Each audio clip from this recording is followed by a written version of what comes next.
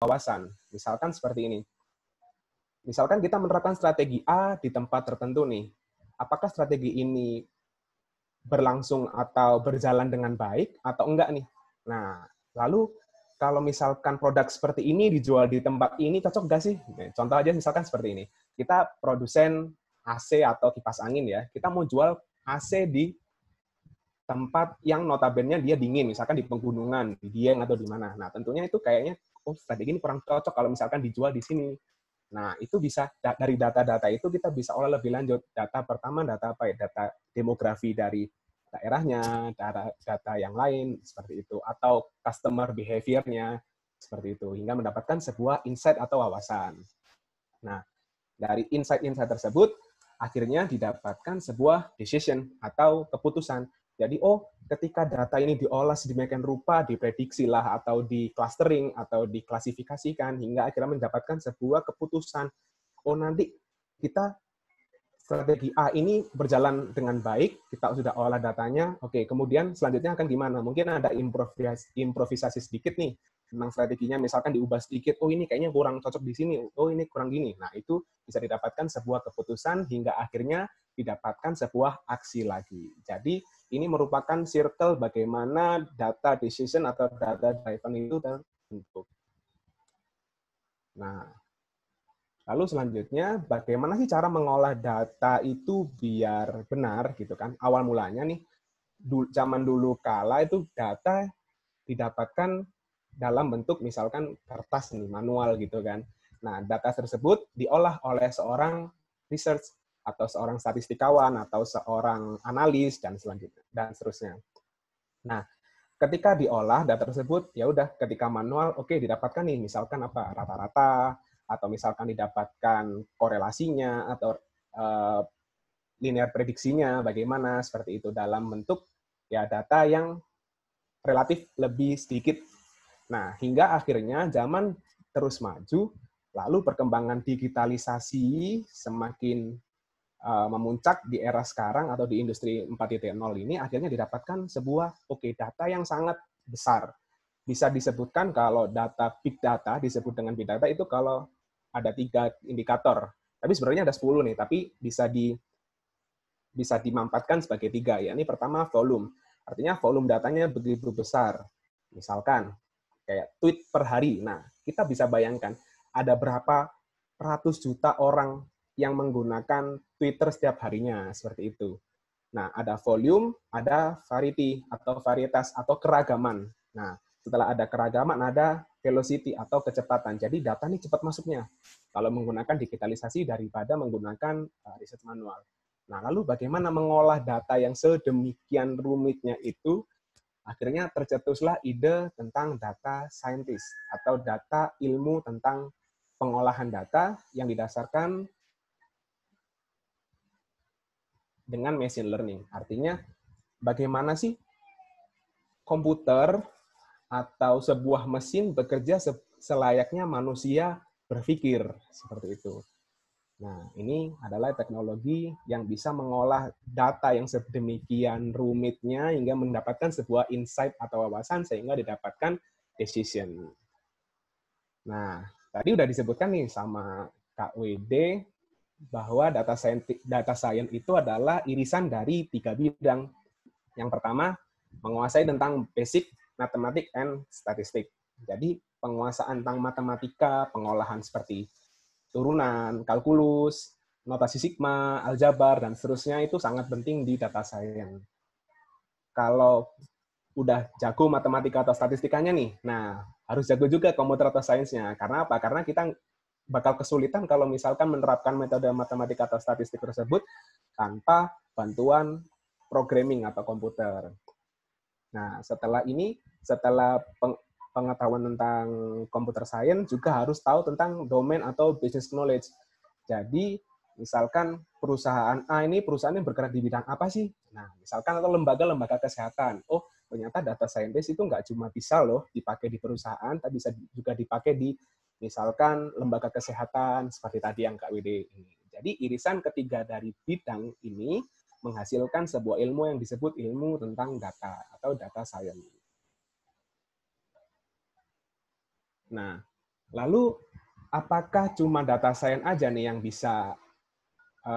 bisa mengolah tentang data? Ternyata enggak. Ternyata kalau di perusahaan, di mana perusahaan tersebut adalah mengolah big data, data yang sangat besar, dibutuhkan minimal 3 orang praktisi data.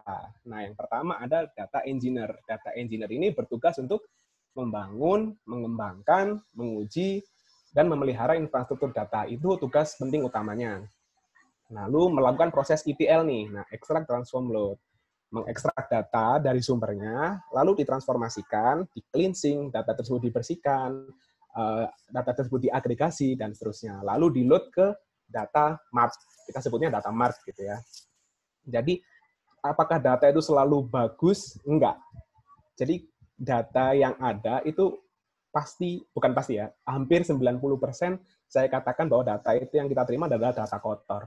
Data kotor itu contohnya misalkan seperti ini. Misalkan domisili nih. Domisili, ada orang yang nulisnya Yogyakarta pakai Y. Ada yang nulisnya Yogyakarta. Ada yang nulisnya Jogja. Ada yang nulisnya YK.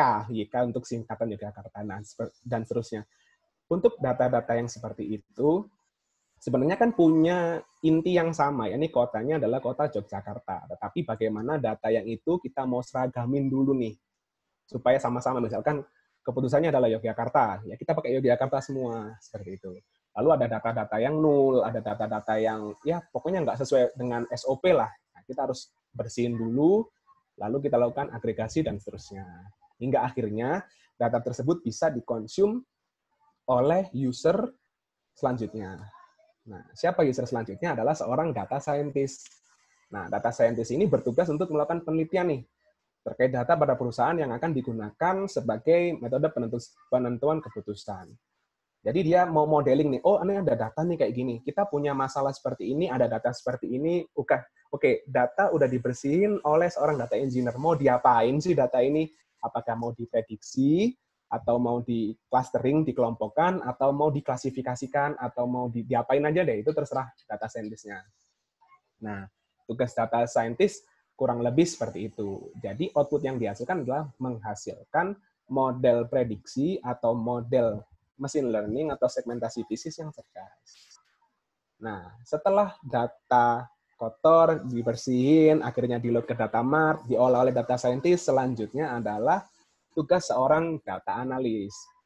Data analis bertugas untuk melakukan penelitian terkait data pada perusahaan yang akan digunakan sebagai metode penentuan keputusan.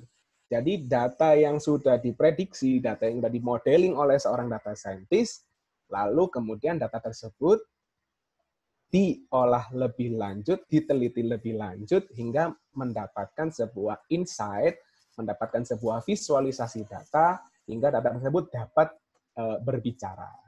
Seperti itu. Selanjutnya, bagaimana sih alur perjalanan data di sebuah lembaga atau perusahaan? Nah, misalkan nih perusahaan bergerak di bidang bisnis ya. Jadi pertama ada bisnis problem nih. Misalkan problemnya apa? Oke, kita mengalami penurunan penjualan nih di bulan ini. Nah, kenapa ya? Terus data yang kita punya, data yang kayak apa aja ya? Seperti itu.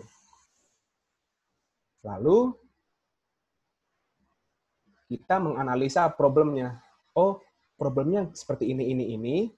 Itu ditentukan, bukan ditentukan, tapi dimusyawarahkan antara seorang data analis, atau seorang business intelligence, data scientist dengan user atau stakeholder, yakni pemangku ini. Oh, kita punya masalah seperti ini, oke, data analis dan scientist yang bakal menentukan. Data scientist mintanya, nanti saya mau modeling seperti ini, data analis lah yang bertugas untuk melakukan, oke, kita punya data ini,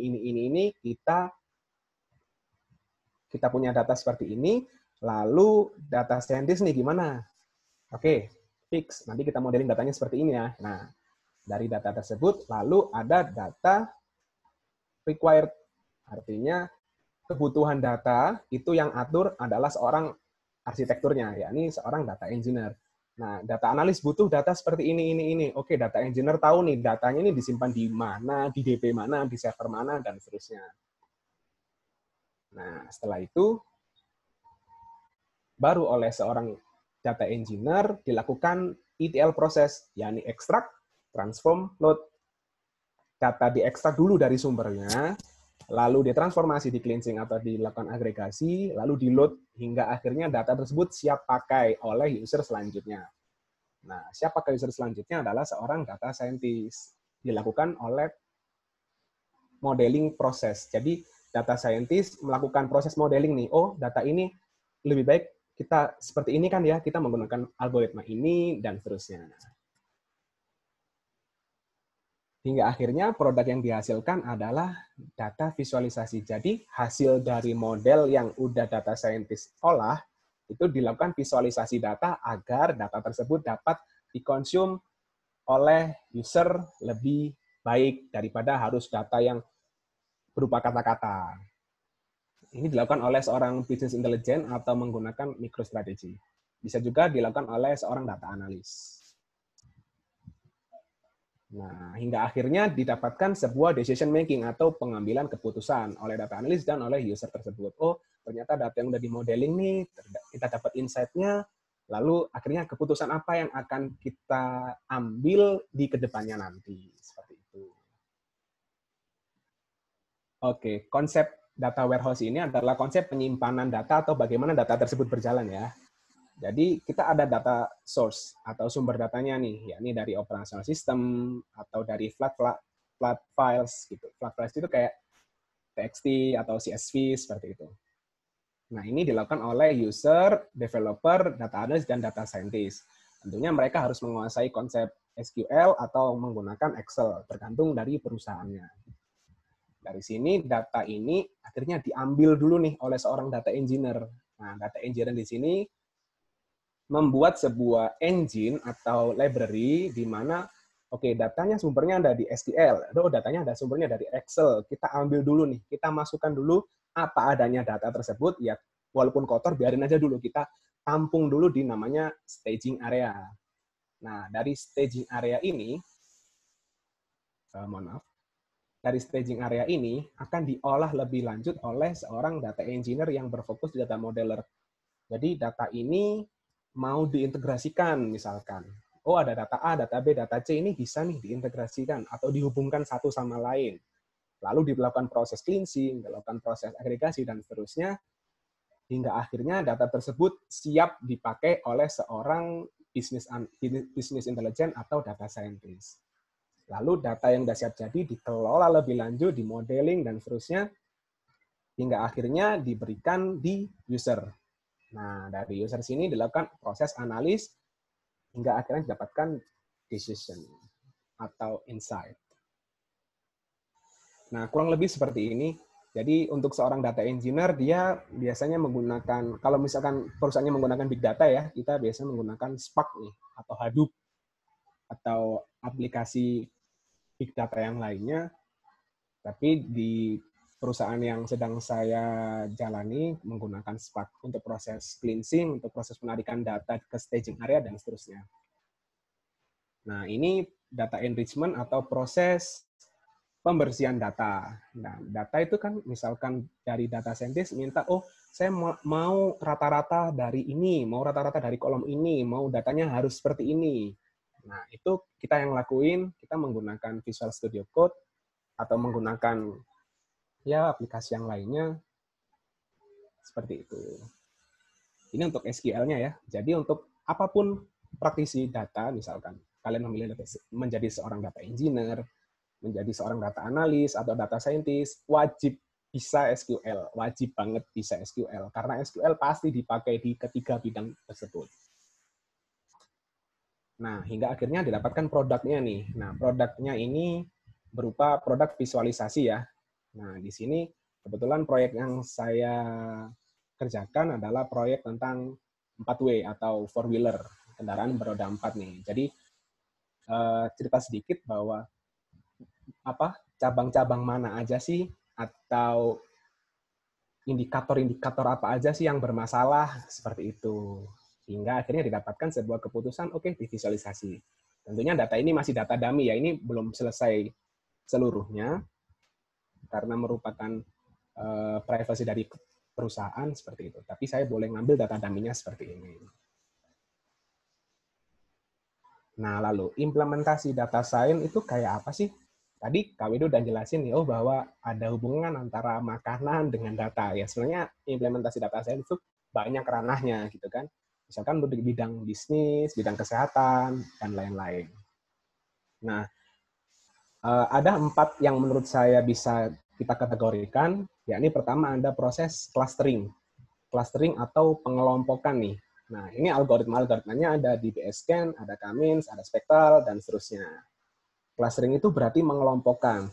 Apa contohnya? Misalkan kita mengelompokkan nih customer-customer yang kalau dikasih promo, dia bakal beli. Oh, ada customer yang nggak usah dipromoin pun, dia bakal beli karena dia bakal butuh barang itu.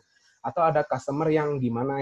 Nah, customer behavior merupakan salah satu terapan dari clustering ini. Lalu ada classification. Classification atau proses mengklasifikasian itu bisa menggunakan algoritma naive Bayes, decision tree, random forest, atau menggunakan neural network, walaupun neural network ini sendiri merupakan deep learning, ya, bukan machine learning. Tapi saya masukin aja karena juga ada sangkut pautnya. Jadi proses klasifikasi misalkan di bank dia ada data customer seperti ini. Lalu kita mau ngambil atau kita mengklasifikasikan seorang konsumer yang bermasalah atau enggaknya, beresiko atau enggaknya untuk pengambilan kredit misalkan. Nah, itu diklasifikasikan. Oh, customer ini punya data seperti ini, umurnya sekian, jenis kelaminnya sekian, terus histori perbankannya seperti ini, apakah dia beresiko atau enggak sih? Nah, itu merupakan proses klasifikasi. Lalu ada proses forecasting atau peramalan. Misalkan peramalan harga saham atau peramalan strategi ini berhasil nggak sih? Nah, kita ramalin dulu nih. Oke, nanti gini-gini ya. Nah, atau ramalan banyaknya penjualan dan seterusnya. Bisa menggunakan algoritma linear regression, logistic regression, atau artificial neural network. Atau yang paling sering nih adalah recommendation system. Misalkan di YouTube. Nah, kita sering dengerin lagu-lagu pop daripada lagu-lagu rock. Oke, dari YouTube akan dijalankan sebuah algoritma di mana orang ini cenderung lebih menyukai lagu pop nih. Oke, tampilin rekomendasi seperti ini, lagu-lagu pop. Nah, itu adalah implementasi dari data scientist. Oke, kurang lebih seperti ini ya.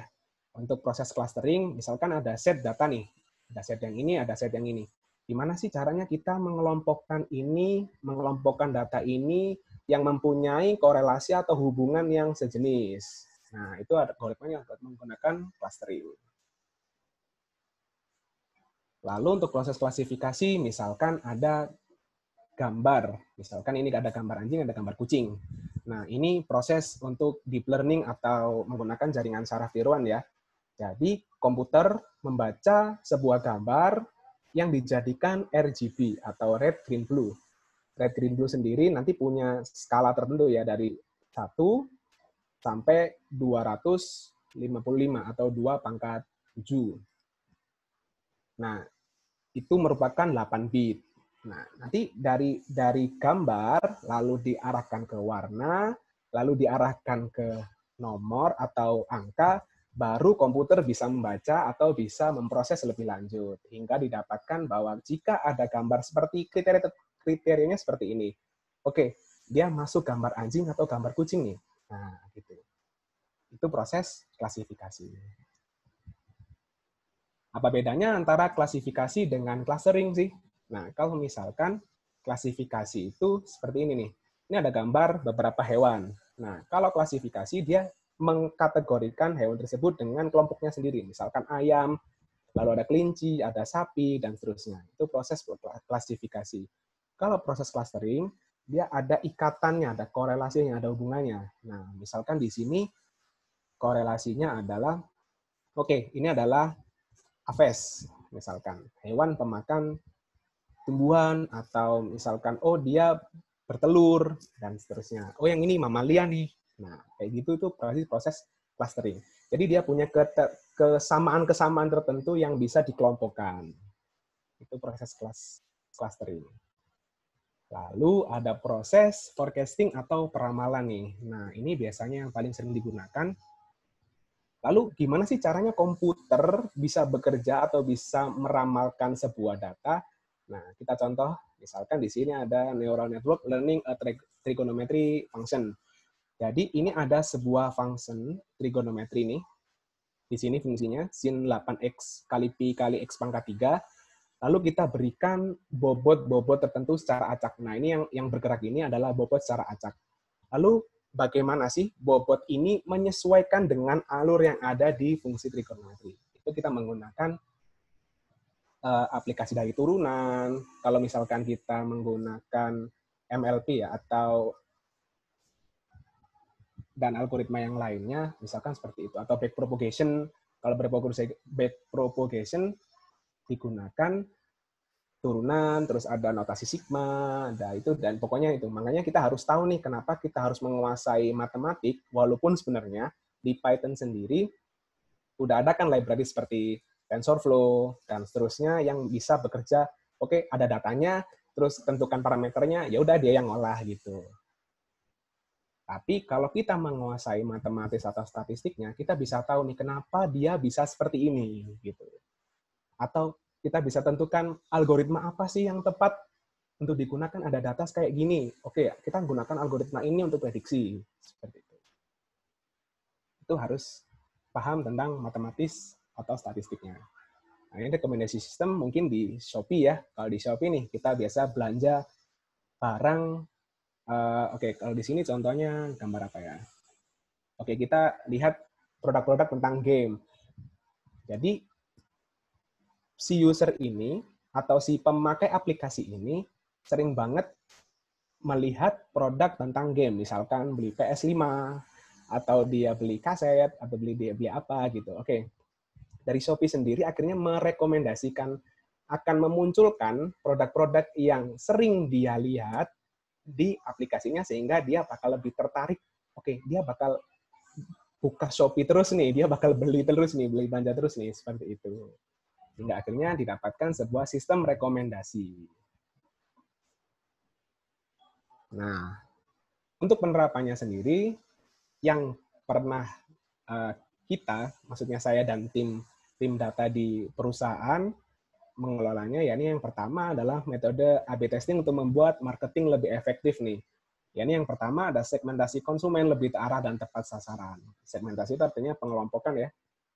Ada nih customer yang dikasih promo segini, kayak contoh tadi, ada yang dikasih promo segini, dia bakal beli nih. Oh, ada yang nggak usah dikasih promo pun dia bakal beli, karena apa? Karena dia butuh. Oh, ada customer yang sifatnya seperti ini nih, dia sukanya beli belanja yang oke, high class misalkan, atau selanjutnya seperti itu. Hingga akhirnya cost marketing efficiency planning bisa lebih terarah.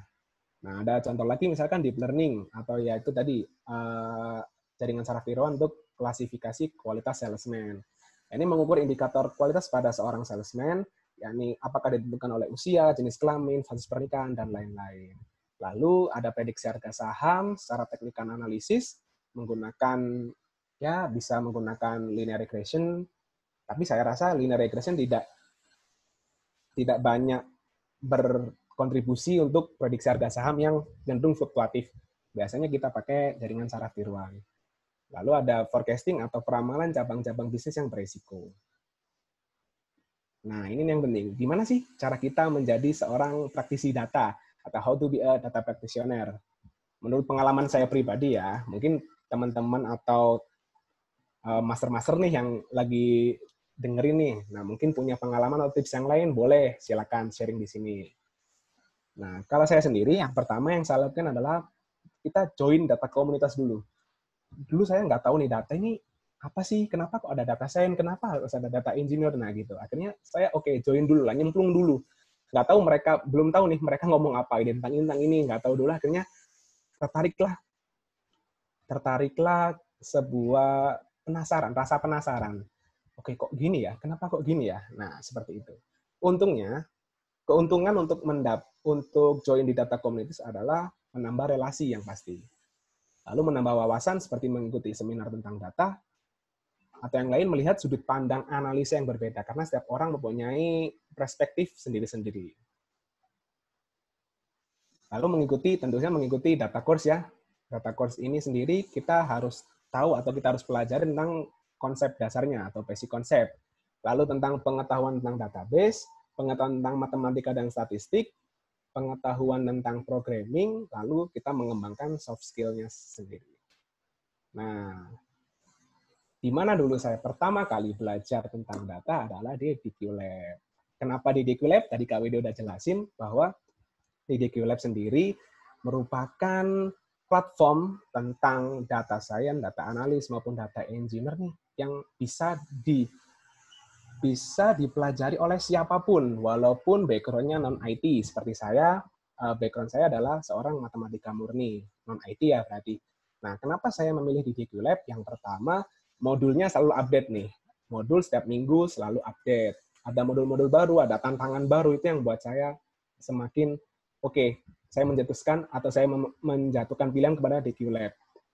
Lalu yang kedua, menggunakan bahasa Indonesia, yang tentunya untuk yang seorang yang bahasa Inggrisnya mungkin kurang bagus, bisa belajar di sini karena menggunakan bahasa Indonesia. Lalu yang ketiga, menggunakan kode editor secara online. Jadi kalian nggak perlu nih install aplikasi lagi, cukup ketikkan sintaknya di aplikasi DQ Lab, set running, jalan, selesai.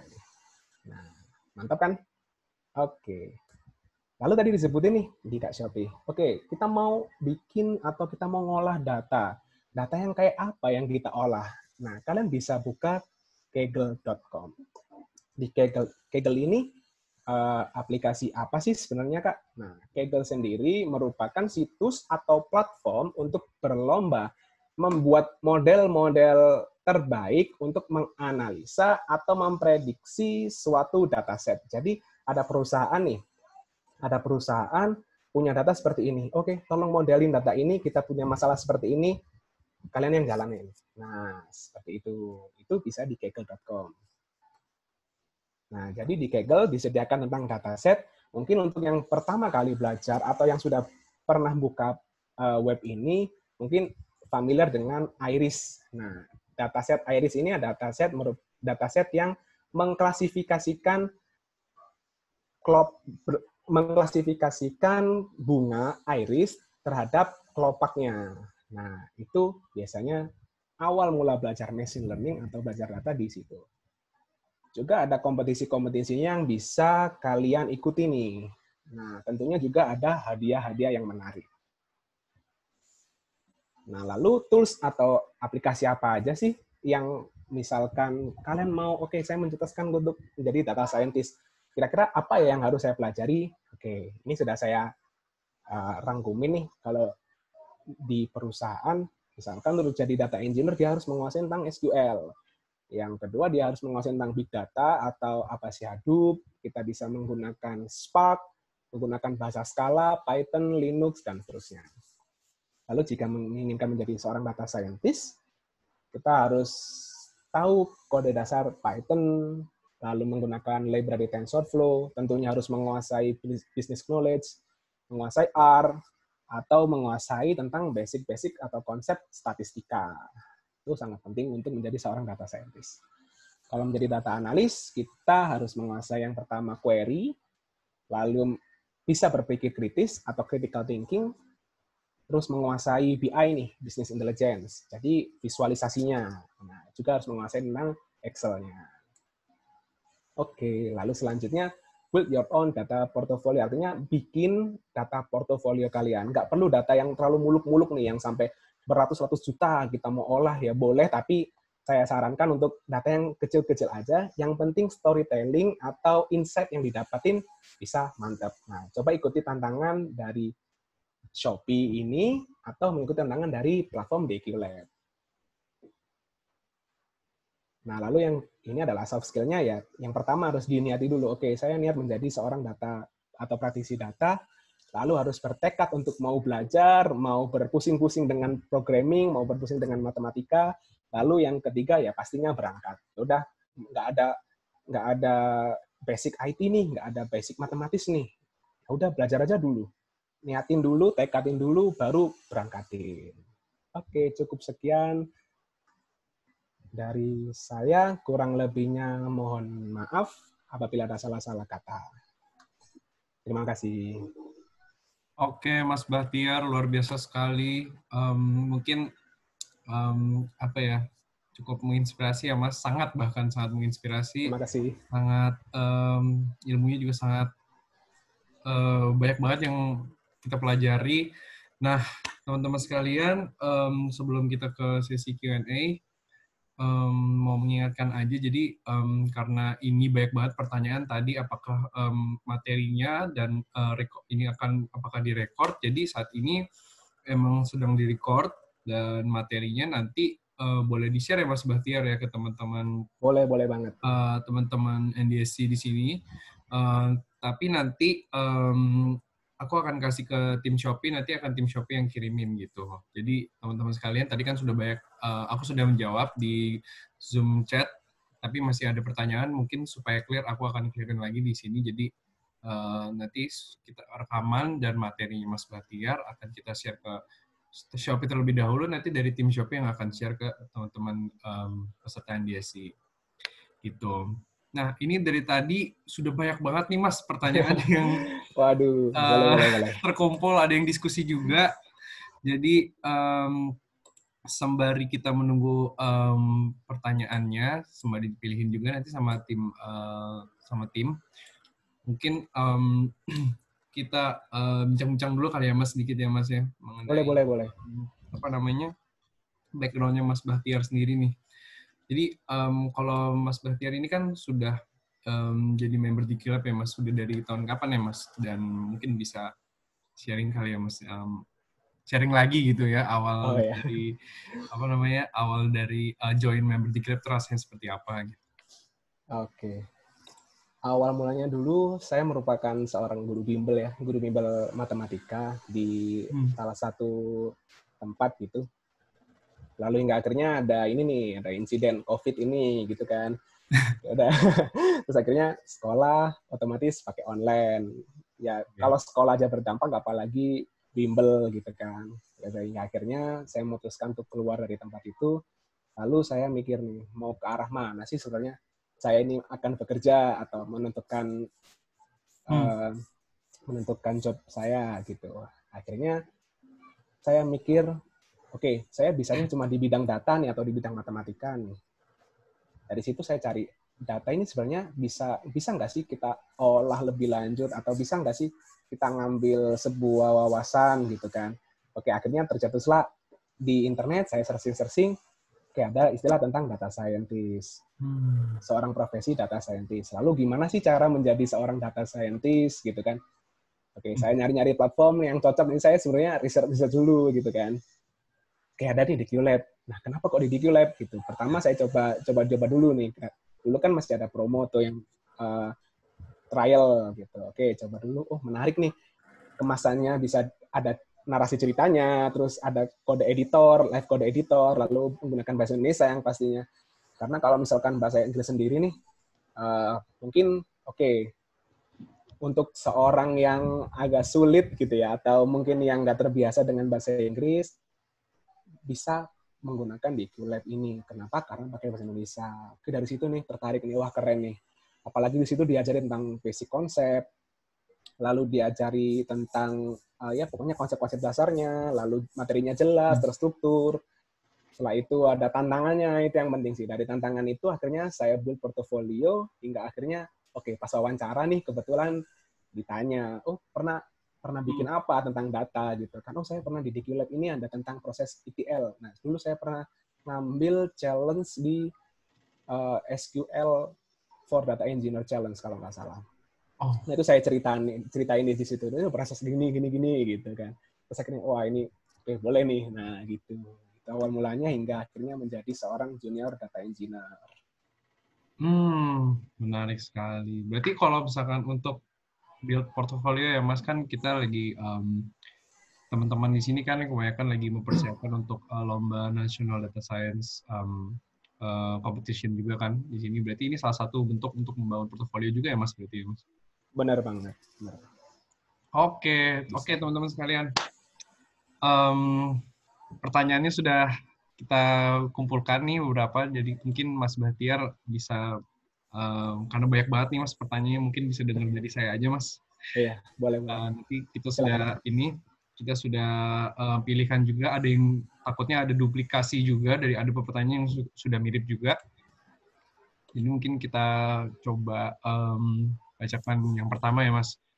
Oke, dari WMP Biang, apa bedanya data science sama data mining, Mas Bahtiar? Oke. Sebenarnya dua hal tersebut merupakan hal yang saling berkaitan ya tentang data mining, berarti penambangan data. Data seperti apa yang mau kita ambil nih. Nah, di data mining sendiri nanti juga belajar tentang machine learning gitu kan. Akhirnya data mining dan data science itu mempunyai korelasi yang cukup kuat nih. Nah, lalu apa perbedaan mendasar mengenai data mining sama data science? Kalau data science itu kita cenderung untuk melakukan sebuah prediksi, melakukan clustering, hingga akhirnya proses storytelling, visualisasi, dan seterusnya. Kalau data mining itu mirip seperti proses ETL, sepemahaman saya. Jadi data ditambang data apa aja sih yang mau kita ambil? Oh, ada data seperti ini, seperti ini, seperti ini, gitu. Oke, mau kita olah lebih lanjut nih. Setelah kita tambang datanya, bisa nggak sih data ini kita olah lebih lanjut hingga mendapatkan sebuah insight. Jadi kurang lebih seperti itu. Oke, mudah-mudahan terjawab. Kita lanjut. Yang kedua ini dari Iklima Firdanelia. Kak, maaf mau tanya untuk Big Data, saya pernah dapat di perkuliahan, tapi harus menggunakan CMD untuk prosesnya.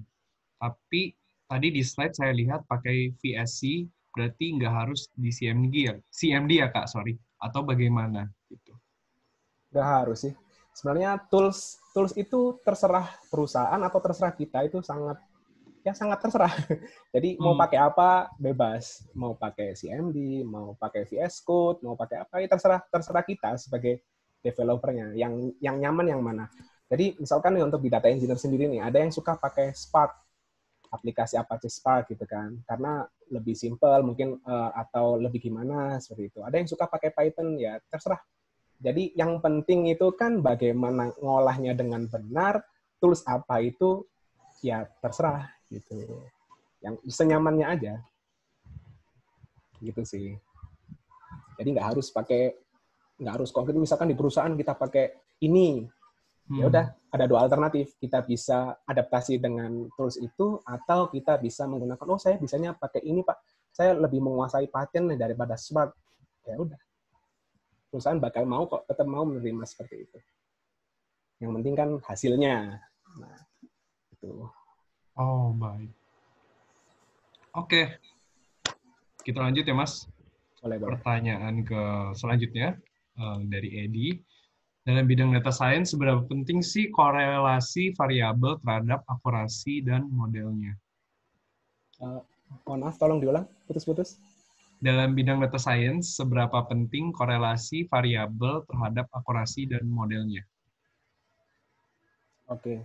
Korelasi antara variabel dengan modelnya. Nah, akurasi sendiri yang pasti kita misalkan melakukan suatu proses prediksi. Misalkan ada data seperti ini, kita melakukan proses prediksi. Oke, misalkan saham aja deh. Saham yang gampang. Oh, datanya nih, kalau misalkan untuk bulan Agustus atau bulan-bulan tertentu turun. Kenapa kok turun? Nah, itu kita bisa analisa lebih lanjut. Lalu di bulan ini, kenapa kok naik? Nah, contohnya adalah misalkan penjualan nih, jangan salah deh, penjualan sirup. Ya, sirup nih, kalau di bulan Ramadan penjualan sirup otomatis nambah gitu kan. Nah, kenapa kok nambah? Di bulan ini kenapa kok nambah? Oh, ternyata bulan ini bulan Ramadan gitu. Jadi, tapi apakah prediksi itu bisa 100% akurat? Saya rasa hampir mustahil kita melakukan prediksi itu 100% akurat. Tapi mendekati 100% bisa. Saya rasa seperti itu. Lalu korelasi antara variabel-variabel dengan modelnya, ya itu sangat tergantung dari seorang bisnis analis atau dari seorang data scientist-nya. Seperti itu. Jadi kalau misalkan kita mau modeling seperti ini, dari situ kita harus tahu dulu nih bisnis problemnya atau domain problemnya seperti apa. Nah, kalau domain problemnya seperti ini. Seperti ini, kita membutuhkan data A, B, C, D. Kita nggak membutuhkan data seperti E, ini nggak butuh. Oke, dari situ kita buang dulu, kita cleansing dulu datanya. Nggak perlu data ini. Hingga akhirnya data yang udah kita dapat, lalu dilakukan proses modeling hingga akhirnya mendapatkan akurasi yang kita inginkan. Kurang lebih seperti itu. Semoga menjawab. Oke. Selanjutnya nih Mas, dari Dimas Pulung Herjuno, izin bertanya Kak Batiar, seperti apa sih pengalaman paling menarik ketika mengerjakan suatu proyek data science Kak? Dan kesulitan seperti apa yang sering dihadapi dan menjadi kendala utama dalam proyek data science? Oke. Saya jawab kesulitannya dulu ya, karena sering banget itu. Kesulitannya banyak sebenarnya. Salah satunya adalah menentukan data yang tepat. Menentukan data yang tepat tadi dilakukan oleh seorang data science dan data analis. Walaupun sebenarnya saya seorang data engineer, kan saya kurang tahu itu gimana proses mendapatkan datanya. Yang penting saya tahu nih, oh butuhnya data ini, seperti itu. Tapi dari situ saya rasa menentukan data yang tepat dengan problem mereka itu merupakan masalah yang paling sering mereka hadapi. Lalu masalah apa lagi? Yakni masalah datanya. Ya yang paling problem masalah datanya sih. Datanya itu apakah data ini sudah benar-benar sesuai, apakah data ini adalah data yang kita mau, apakah data ini merupakan data yang menjawab pertanyaan-pertanyaan kita, seperti itu. Lalu proses yang sulit lagi tentang developernya nih atau pengembangannya. Kita mau pakai algoritma apa sih untuk menentukan data ini? Biasanya mereka menggunakan 4 atau sampai 10 mungkin model algoritma. Nah, dari situ mereka pilih, oh, ketika udah di training dengan data yang ini, ada model ini, oke, algoritma ini yang sesuai nih. Mereka biasa menggunakan data dummy. Itu kesulitannya. Dan masih banyak lagi tentunya. Lalu pengalaman yang paling menarik ya kalau saya pribadi sih mendapatkan insight dari data itu sih yang menurut saya. Jadi saya seorang guru matematika dulunya, seorang pengajar. Saya menganggap bahwa data ini ya cuma bisa dihitung tentang rata-rata, modus, terus timbangan baku dan lain-lain seperti itu. Nah ternyata jika data ini diolah lebih lanjut, data ini diproses dengan proses matematika yang sebegitu rumitnya, hingga akhirnya mendapatkan sebuah insight atau wawasan, hingga akhirnya didapatin decision making, nah itu menurut saya yang paling menarik sih. Jadi gimana data yang amburadul dibersihin, terus dilakukan suatu proses, hingga akhirnya mendapatkan insight atau wisdom, lalu diambil sebuah keputusan, itu menurut saya proses yang paling menarik. Seperti itu. Jadi dari data yang nggak ada nilainya, ketika diolah jadi informasi. Nah, informasi itu yang menurut saya menarik. Semoga menjawab. Terima kasih. Oke, luar biasa. Oke, kita cari pertanyaan yang mungkin tidak terlalu mirip. Mungkin kalau, nah ini mungkin mengenai Kaggle ya Mas, kita bahas coba. Jadi ini dari Anonymous, Mas. Kak, izin bertanya, saya pemula yang baru belajar pemrograman. Saya sempat mencoba mengelola data di Kaggle. Saya minta tips Kak, bagaimana cara mengcoding dengan benar, sedangkan kita belum pernah ngoding. Nah. Mengcoding dengan benar. Nggak ada patokan benar dalam mengcoding. Jadi, contoh. Kita mencari nilai minimum dari sebuah data. Kalau kita menggunakan C++ nih, kita harus mendefinisikan dulu data yang pertama, lalu kita looping, kita cari yang mana, kita bandingin satu-satu gitu kan. Proses pembuatan algoritma setiap orang itu sangat memungkinkan untuk berbeda. Jadi untuk bagaimana sih coding yang benar, bukan benar lebih tepat, harusnya coding yang tepat. Nah itu kita pakai struktur data apa, kita pakai sintak yang apa. Nah, itu kita bisa pelajari di Google. Lalu gimana supaya yang tepat itu ya berarti harus belajar dulu. Kalau saya dulu belajarnya ya dari matematis dulu, belajar aljabarnya dulu, belajar proses statistik mungkin iya, tapi kalau menurut saya belajar aljabar itu sih. Jadi setelah belajar aljabar dulu, oke kita paham nih, aljabar itu seperti ini. Oh ada fungsi, ada variabel, nah itu yang bakal dipakai nanti di pemrograman. Lalu ketika sudah menguasai basic matematis, belajar program jadi lebih terarah, menurut saya lebih gampang, karena oke, konsepnya seperti ini, ya mirip-mirip. Mirip-mirip seperti apa yang sudah kita pelajari.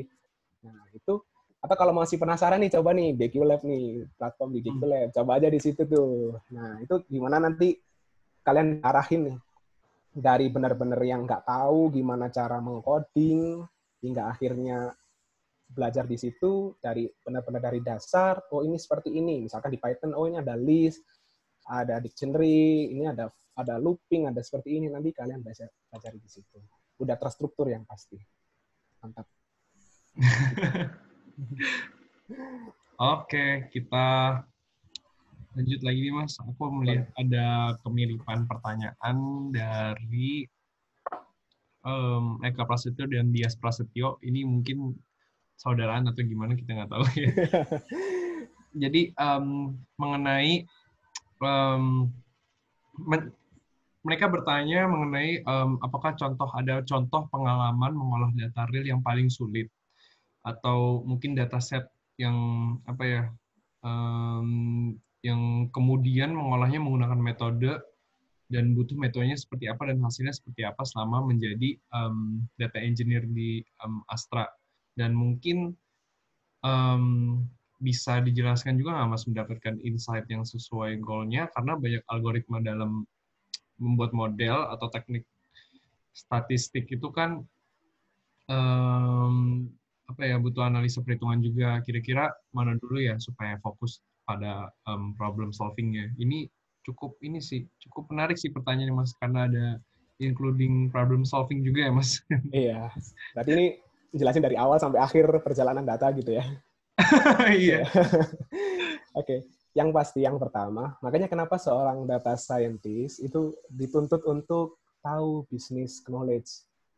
Nah, karena dari business knowledge lah akhirnya tercetus, oke, kita ada problem seperti ini, kita punya data seperti ini, nah dia yang bagian merelasikan, bagian menghubungkan.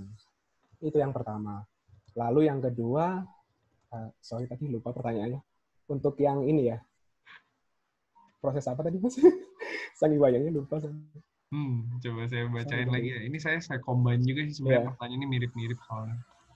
Jadi apa namanya? Ini kan ada pengalaman mengolah dataset yang real. Oh iya, mengolah dataset real. Oke. Mengolah data di perusahaan tentunya datanya nggak sesimpel yang mungkin pas kita belajar gitu ya. Kalau kita belajar ada data nih cuma 5 kolom misalkan dengan sekian row gitu. Data di perusahaan bisa ratusan ribu row, bisa jutaan, bisa kita joinin itu data-data yang banyak itu. Nah, seperti itu. Kalau misalkan jadi seorang data engineer, ya tantangannya adalah mengintegrasikan datanya, terus bagaimana memvalidasi apakah data yang kita ambil itu sudah benar atau enggak. Nah, seperti itu. Tapi untuk yang menentukan data apa yang mau diolah itu seorang data scientist dan data analis. Kita data engineer cuma terima jadi nih.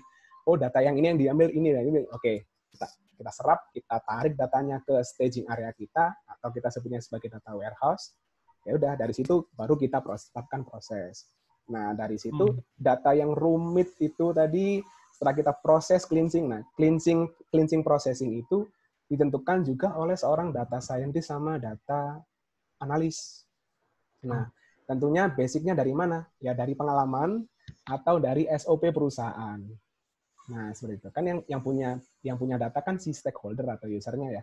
Oh, ini cabang ini nggak perlu dimasukin. Oh, ini harusnya kayak gini. Oh, ini datanya harus kayak gini. Itu biasanya adalah requirement atau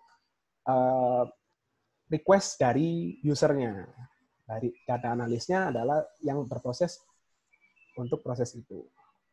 Lalu ketika data tersebut sudah selesai, akhirnya didapatkan nih, diproses. Nah, di modeling itu, seperti yang saya bicarakan tadi, bahwa proses modeling itu nggak serta-merta ada data, oke pakai model ini, nggak. Tapi mereka perlu training dulu. Jadi ada dataset, data dummy kita sebutnya, data buatan kita sendiri, tapi dengan kolom dan ketentuan-ketentuan yang telah didiskusikan di awal tadi.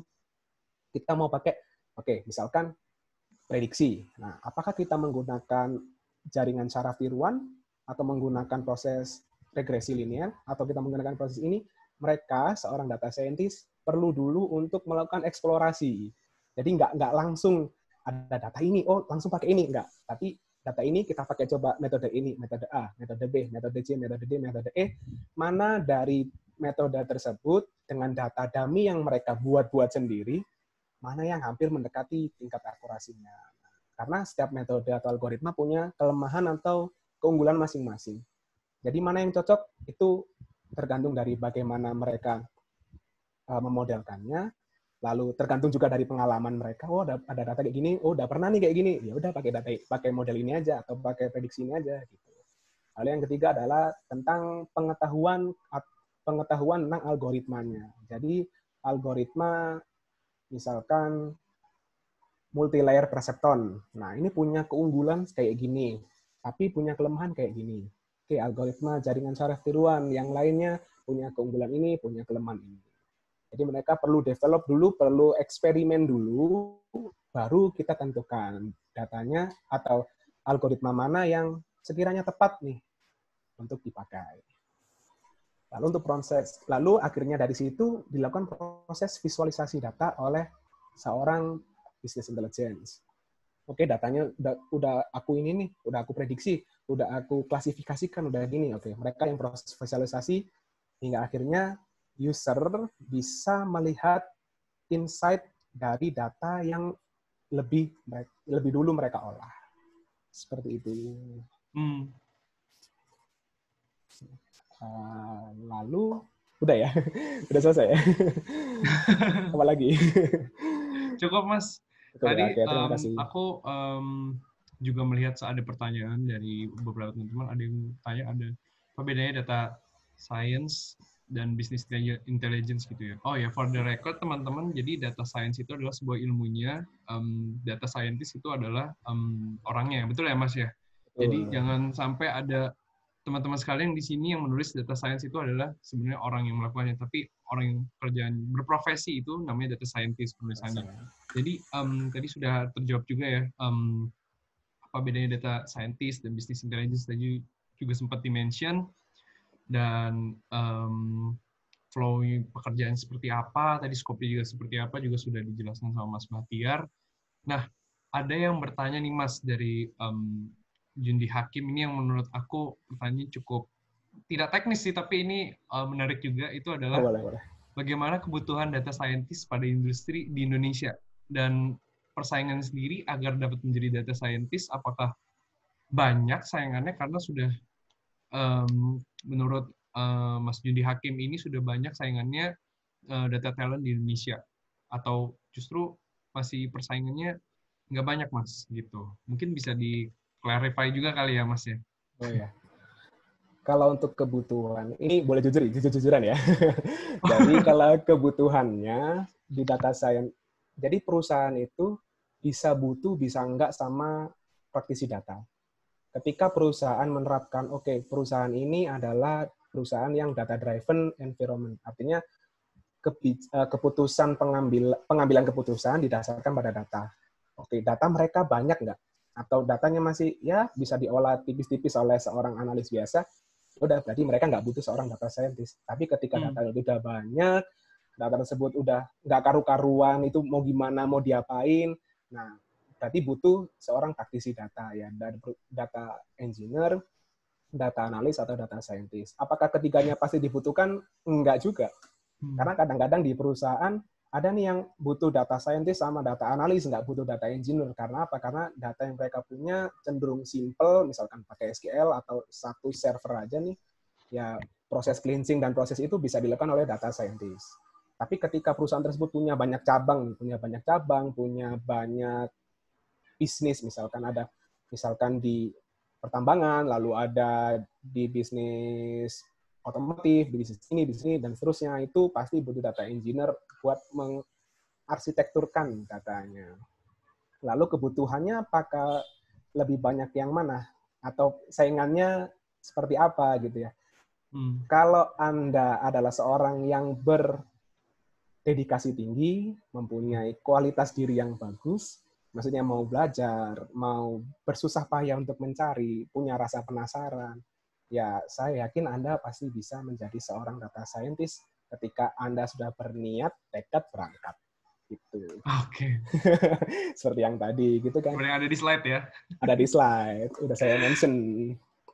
Jadi, katanya data scientist merupakan pekerjaan paling fenomenal lah. Saya nggak sebut bahasa itu ya, saya sebutnya fenomenal di era ini. Ya, ada benernya karena lagi-lagi booming data scientist, karena dari data yang kita belum tahu ini mau diapain, hingga akhirnya diolah, lalu mendapatkan sebuah insight, hingga akhirnya mendapatkan sebuah decision. Nah itu, saingannya seperti apa?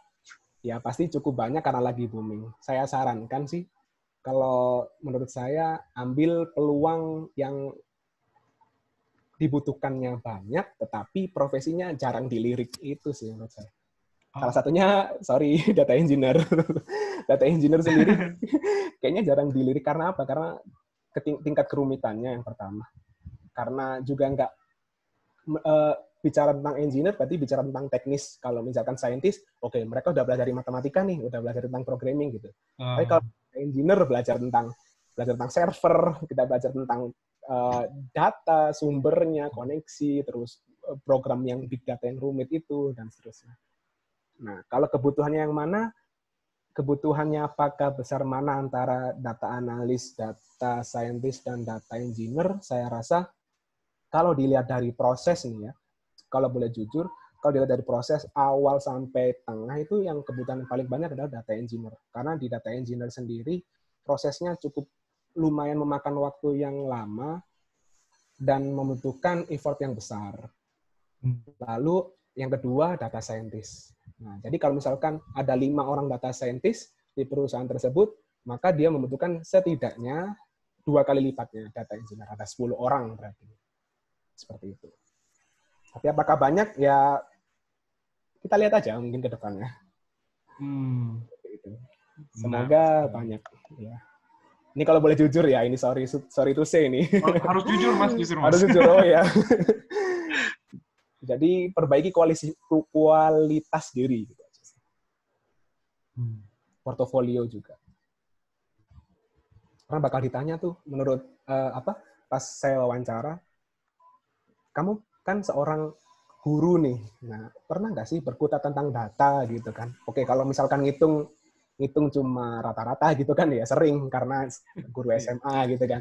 Tapi apakah sampai memprediksikan, sampai clustering gitu, saya belum pernah. Hingga saya ditemukan oleh platform DigiLab itu, akhirnya saya tahu, data ini nggak cuma diginiin aja loh gitu. Ada banyak sekali macam cara untuk mendapatkan wawasan atau insight. Yang pasti ditanya tuh sama perekrutnya nanti kalau misalkan kalian ada dari teman-teman sini yang ngajuin diri untuk menjadi seorang data scientist, data engineer maupun data analis. Kebutuhannya pasti banyak di tahun ini maupun insya Allah tahun-tahun mendatang. Karena proses sekarang nih, kalau misalkan boleh kita ini ya, ada harta, tahta, data. Seperti itu. Mantap. Mantap ya. Harta, tahta, data. Oke, gitu. Jadi pasti banyak gitu ya. Silakan yang ingin jadi praktisi data. Luar biasa, Mas. Mas, mengenai pekerjaan nih, Mas, maksudnya lapangan pekerjaan di bidang data. Ada beberapa yang bertanya juga sih tadi, sebagai fresh graduate nih, Mas, misalkan contohlah saya gitu, kan saya baru lulus nih dari berkuliah, kemudian ingin berkarir di bidang data itu, kira-kira persaingannya itu seperti apa ya, Mas? Dan ada juga nih yang bertanya, background pendidikannya bukan non dari matematika, statistik, atau IT gitu misalkan. Itu bisa bersaing juga nggak, Mas, kira-kira, Mas? Sangat bisa sekali. Nggak harus. Bahkan teman saya ada yang dari instrumen fisika, ada yang dari teknik elektro, wah macam-macam tuh bisa praktisi di data. Nah, gimana caranya? Yang pertama ya harus tahu dulu konsep tentang data, database knowledge, kalau seperti yang bilang tadi. Basis data lah kalian pelajari minimal. Itu terus bikin portofolio. Apakah fresh graduate itu dipandang ini? Enggak juga. Fresh graduate banyak sekali teman-teman saya tuh hampir semuanya seorang data scientist di tempat kami adalah seorang fresh graduate. Artinya lulusan, kalau kan saya baru masuk tahun ini nih, ya berarti lulusan sekitar 2019-2020 lah.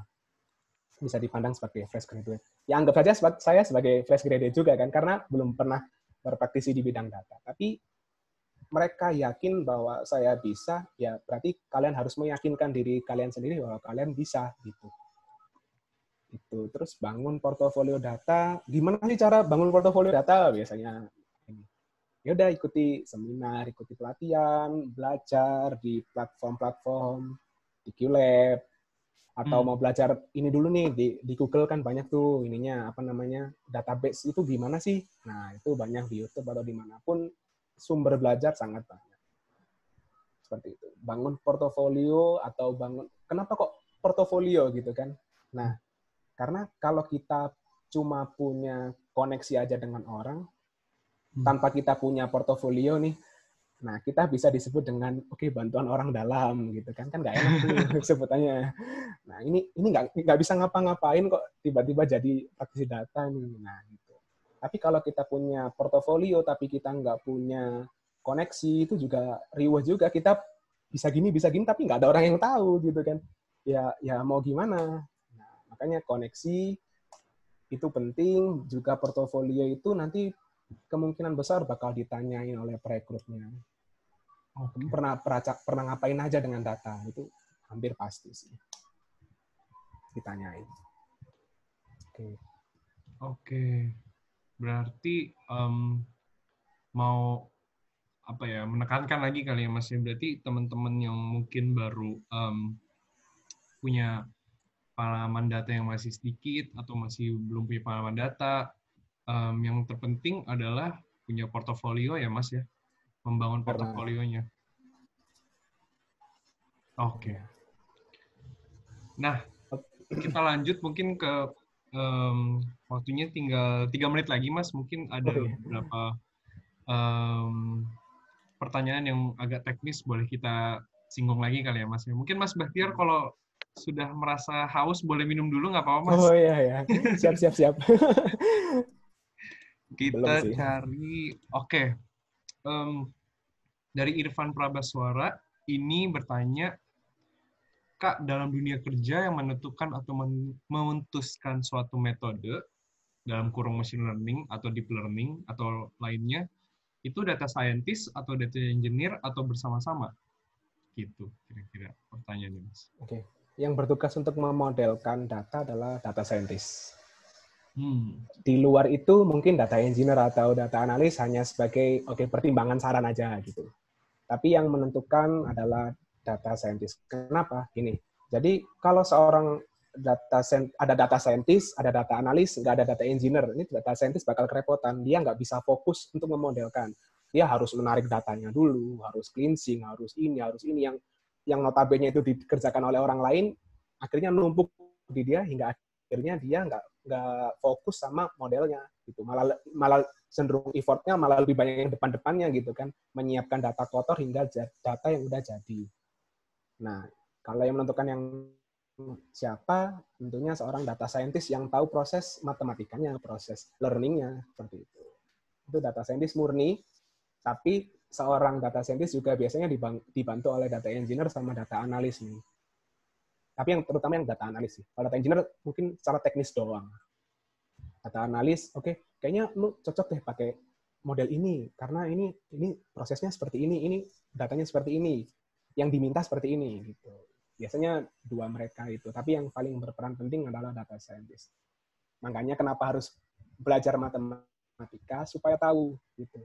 Supaya tahu proses dari gimana mesin itu belajar, ya prosesnya itu adalah 100% matematika.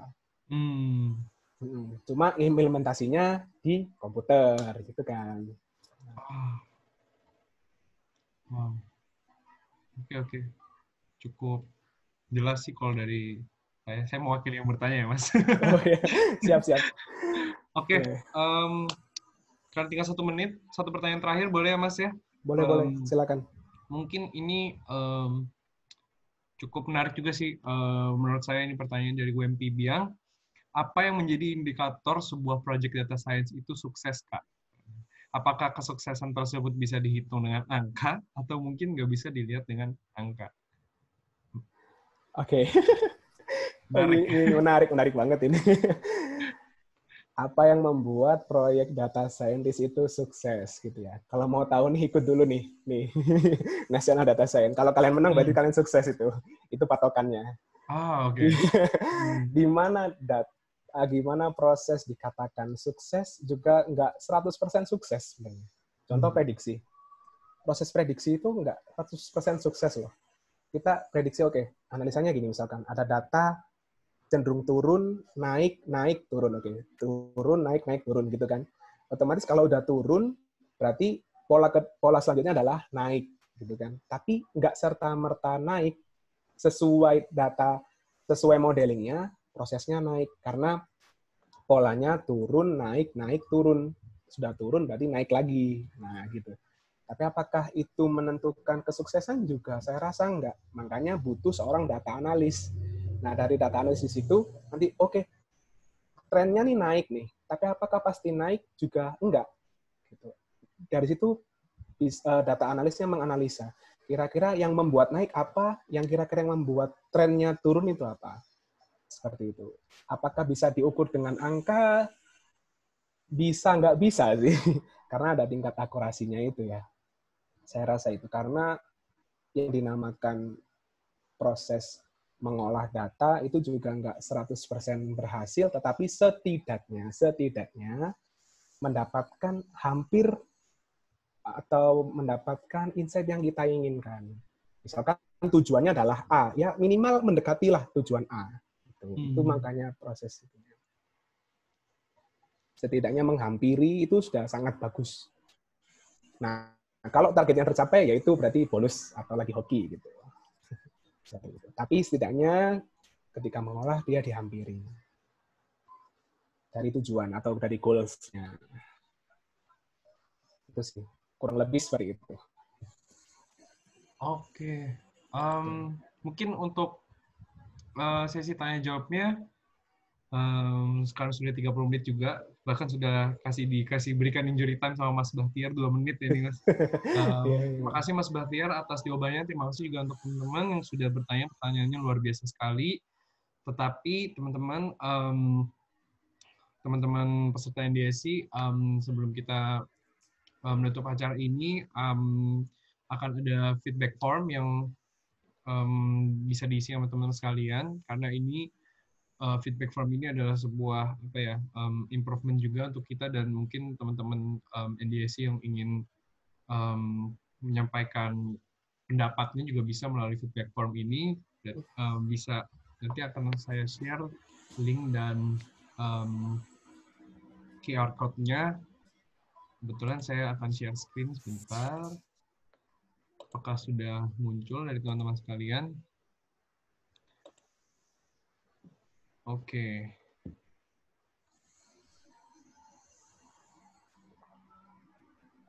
Jadi teman-teman sekalian bisa langsung scan QR code-nya atau mungkin bisa langsung ketik link-nya aja di sini.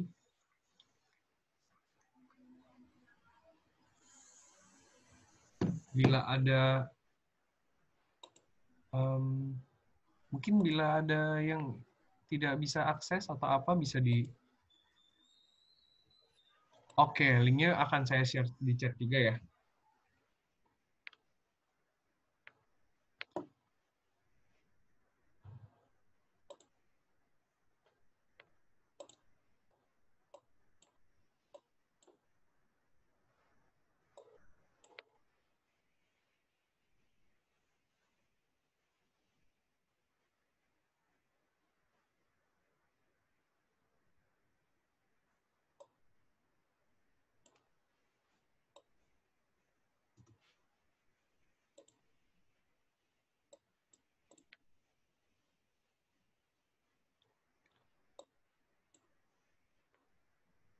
Teman-teman sekalian, linknya sudah saya share untuk feedback form dan apa namanya untuk QR code-nya mungkin bisa di-scan.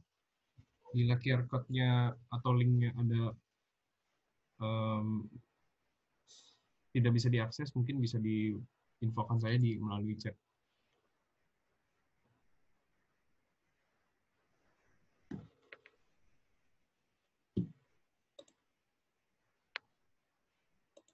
Ya, jadi teman-teman sekalian sembari mengisi feedback form, barusan ada dari tim Dikilab juga sharing beberapa hal. Yang pertama itu mengenai Pandora Box. Jadi program beasiswa Dikilab ini,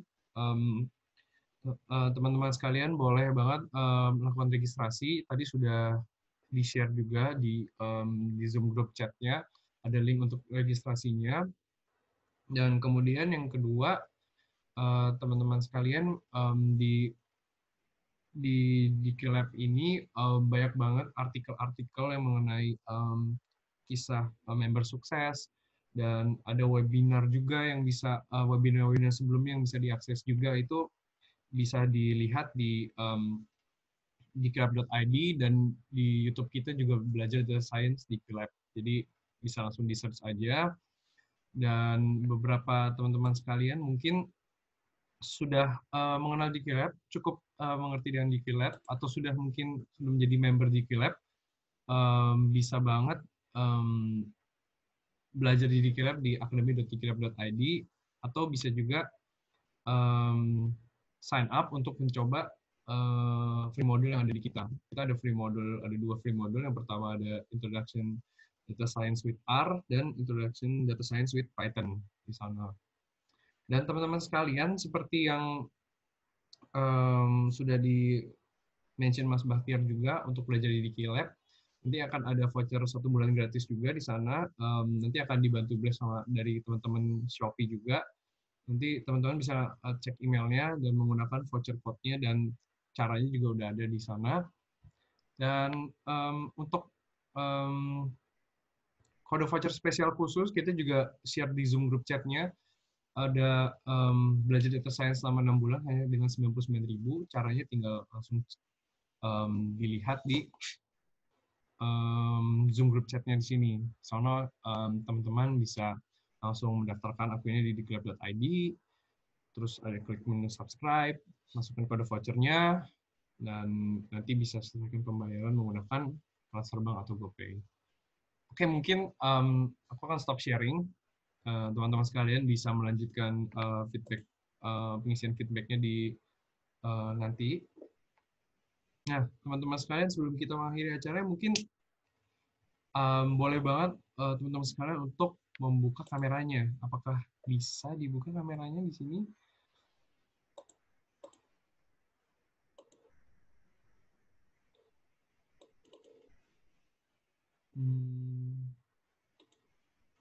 Karena kita pengen foto bareng.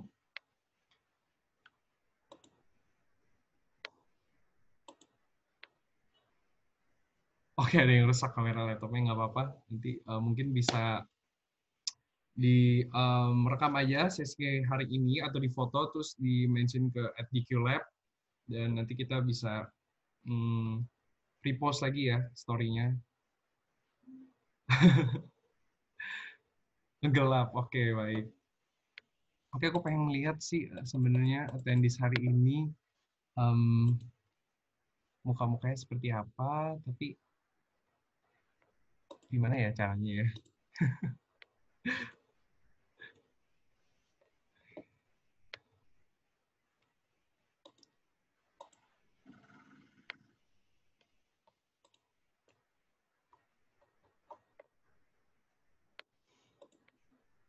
Sebentar ya.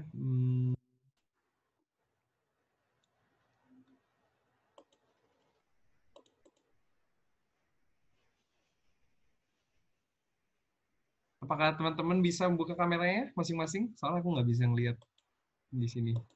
Mungkin bisa dijawab, bantu jawab. Oh, nggak bisa. Oke, nggak ada feature berarti. Oke, teman-teman, sorry. Maaf banget. Um,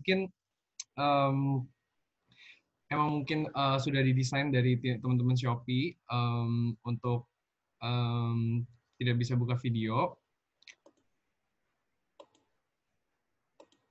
Ya, maka dari itu mungkin aku ingin mengucapkan terima kasih untuk Mas Bahtiar untuk hari ini atas sharing dan motivasinya juga mungkin ya Mas sangat menginspirasi teman-teman yang berada di sini semuanya ilmu-ilmunya sangat motivasi kita juga untuk belajar data. Teman-teman yang baru belajar data pasti sangat terinspirasi juga untuk belajar dan termotivasi juga. Terima kasih juga untuk tim Shopee, Mbak Ida sama Jen yang hari sudah provide semua, fasilitaskan ini semua. Dan sampai hari ini masih di-support kita. Dan terima kasih juga untuk teman-teman di QLab. Tadi ada WD, ada Kathleen juga sudah sharing mengenai di QLab dan data science sedikit. Dan teman-teman sekalian yang sudah hadir di sini, terima kasih banyak. Sudah hampir pukul 9, tapi masih semangat untuk bertanya, semangat apa ya? Semangat belajar. Dan jangan lupa tadi pesan dari Jen juga untuk tetap mendalami Kegel juga karena di lombanya nanti akan menggunakan Kegel katanya. Dan tadi juga sudah beberapa dari Mas Bahtiar sudah sharing juga mengenai Kegel. Mudah-mudahan sangat bisa membantu untuk proses perlombaannya dan semangat juga untuk lombanya. Mudah-mudahan hasil yang terbaik untuk mereka yang melakukan lomba ini yang terbaik. Oke, selamat malam semuanya. Sampai ketemu lagi di webinar berikutnya bersama di QLab. Jangan lupa untuk tetap semangat belajar data, walaupun sudah mau ganti tahun ya, sudah mau Desember, sudah mau 2021, dan mudah-mudahan untuk kedepannya teman-teman sekalian bisa memotivasi dan menginspirasi orang-orang lain untuk belajar data juga. Oke, terima kasih semuanya. Selamat malam.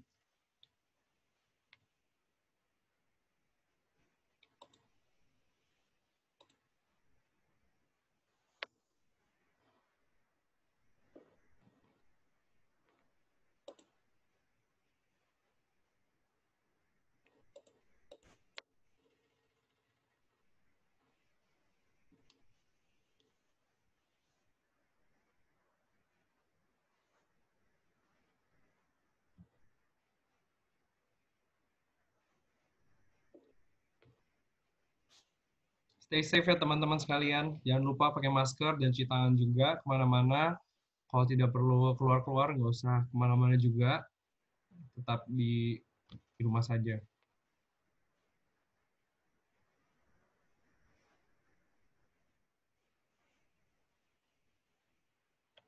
Semangat semuanya.